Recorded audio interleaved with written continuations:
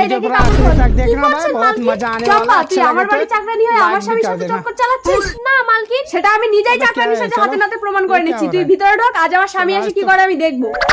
ইন্দু, আমার স্বামী এসছে, এবার আমি চাকরানি সেজে যাবো। বাবু উরি বাবা, আমার বউ দেখ লিয়া চাকরানি इसने। নকল করে আমার পরীক্ষা নিচ্ছে। ঠিক আছে, কি ভাবছো মালিক? তোমার বউ এই ঘরে ঘুমোচ্ছে, চলো আমরা ওই ঘরে ঢুকে থাপুর দুপুর খেলা করি। আরে ধাপু ধাপু, সামান্য চাকরানি হয়ে তুই মালিকের হাত ধরে যাবে? যা বেরিয়ে যা, কোনদিন যেন আমার ঘরে তোকে না দেখি। ইন্দু, इसका तो मजा है मजा है আমার भाई স্বামীকে সন্দেহ করে তো আমি ভুল করেছি। এই ওটা চাকরানি, কিছু করো না জানো। আমার কি হবে গো? পুলিশ! বাবু বাইরে তোমার বউ। আরে দরজা বন্ধ পুলিশ। স্যার, আপনি হাত তুলছেন কেন? স্যার দেখুন না, চাকরানিটা আমার স্বামীকে নিয়ে ভিতরে ঢুকে কি সব। দেখি কই দেখি।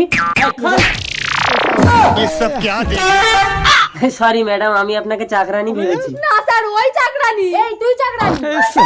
তুই স্টপ।